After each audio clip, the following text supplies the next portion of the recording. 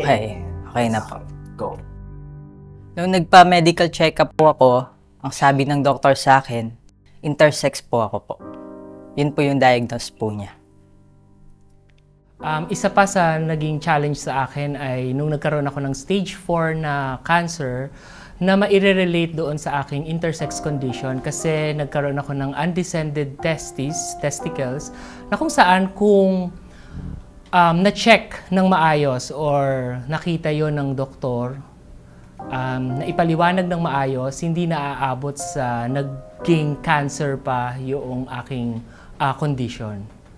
In my condition as an intersex person, if I am not able to avail those remedies, I will remain na may cysts sa aking mga ovaries. And with that, upon my maturity, hindi ako makakapag-reproduce.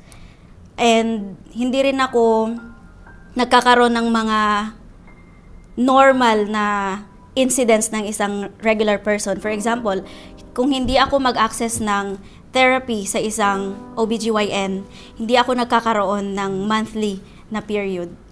Yung ipinanganak as an intersex person ay very challenging na. Especially sa mundo natin na kailangang binibigyan lagi tayo ng labels. Yun yung mahirap na as an intersex person na wala kang knowledge, wala kang resources na makakita about yourself, wala kang mapagtanungan, even your family, yun yung challenge na kinaharap namin. Napakagrabe ng bullying when it comes sa... Kasi hindi nila alam yung CAH eh. Iba yung knowledge nila sa knowledge ko dahil ako talagang search ako dito. Yung sa mga taong hanggang ngayon ay sarado pa rin ang isipan para sa katulad ng mga anak ko na kahit nakatalikod ka, maririnig mo ang sinasabi nila. Kahit hindi man nila sabihin sa akin ang harap-harapan, yung anak ni ganito, ni ganyan, dalawa ang kasarian, which is napakalaking mali. Hindi nila naiintindihan, agad-agad silang nagja-judge. Hamon din po sa akin bilang magulang ang gamot na iniinom araw-araw. Sa katulad kong dalawa, ang anak na si AH. Pagpa-newborn test niya, 6 days gikan sa iyang sa pagpanganak, 6 days pa na mo na bawaan na na siya yung nga kondisyon, which is ang pagka-CAH na salt wasting. While ilang i-explain sa ako nga kailangan na i-admit ang bata for kay ang buhay sa bata nga na salt wasting na si age is 7 to 14 days. So, kana nga panahon na as mama, murag wala pa na sila kakuan, wala sila nakabalo unsa na siyang sakit. Sa first time nilang nahibaw-an na naaday man anang nga sakit na ako pod mismo nga inahan is wala ko kabalo nga naaday nga na nga sakit ug nganong na ay nganong wala ta kabalo nganong naunsa siya after noon ng 6 days diretso na mo siya ipa-confine kay kung dili na mo siya ipa-confine mamatay ang bata for 14 days. So bilang isang ina sakit tapos atong panahon na gikan pa ka sa ospital, nagbayad pa ka sa ospital, di ba, pagkaugma murag sakit kaayo siya nga ngano karon pa man ninyo gisulti ngayon anak man di ay nang sitwasyon sa kong anak. Karon solo parent pag jud ko wala na ko iba na.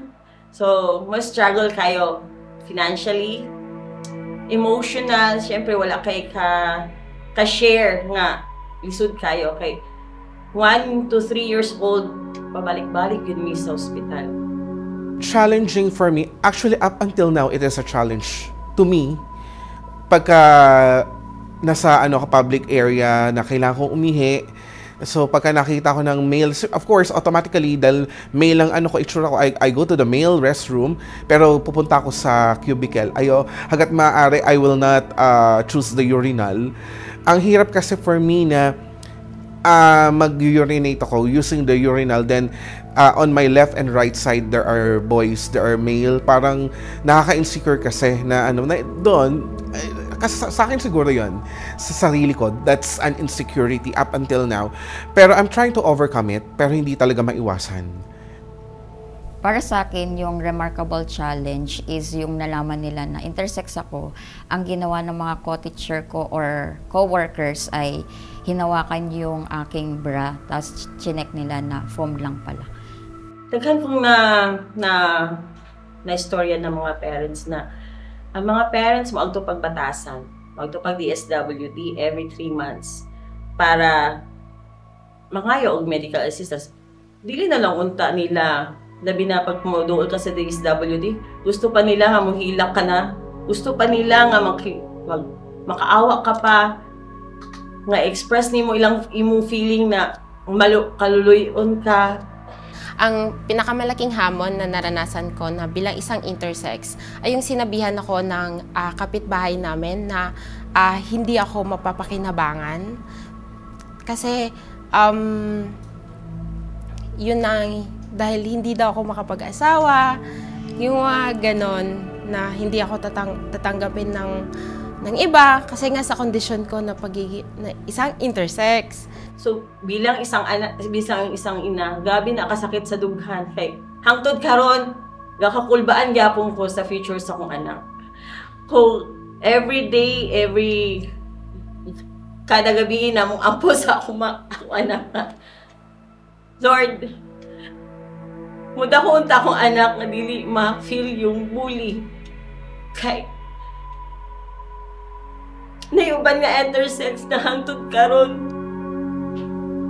Gibuli gyapon sila tungod sa ilahang physical. Kalisod kayo sa bilang isang nanay. Kung kabalo lang sila, since birth hangtod karon, ug hangtod sa ilang pagkadako, mo na mo gihuna-huna nga pagdako unsa na life future sa akong anak. Kung dawaton ba nila? Meron lang akong hiling sa government natin. Tulungan nyo kaming magulang. Magkaroon pa na alam yung hindi namin iisipin na dahil nasa mababa lang kami, hindi nyo na kami mapapansin. Bigyan nyo ng boses. Kayo yung maging daan. Para yung mga intersex, hindi na sila matakot na lumabas. If they would only allow us to also voice our voices sa kanilang mga platforms, then it would help us in raising awareness about intersex. Tanggapin nyo rin po kami bilang intersex. Kilalanin nyo po kami katulad ng normal na tao. At kapag may mga katanungan tungkol sa intersex, nandito ang Intersex Philippines. Dahil educator nga ako, siguro sa DepEd, yung i-include nga nila or integrate nila yung intersex issues sa curriculum. Then, para magkaroon ng data collection ng population kung ilang intersex meron sa Pilipinas para doon mag-start na makapag-propose ng policy or makapag-propose ng lobby para sa mga intersex individual din po na katulad ko. Try to read, try to be informed by reading reliable sources, listening to reliable sources. Kasi doon lang maaalis yung mga agam-agam, mga misconception nyo about intersex. And later you'll know, ganito pala talaga sila. Nandito pala talaga sila, nag-exist pala sila. And they are among us. We exist among you.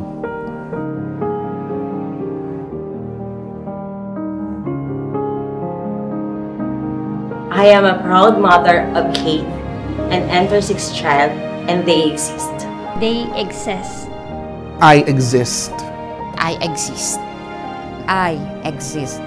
I exist. They exist. I exist. I exist. I exist.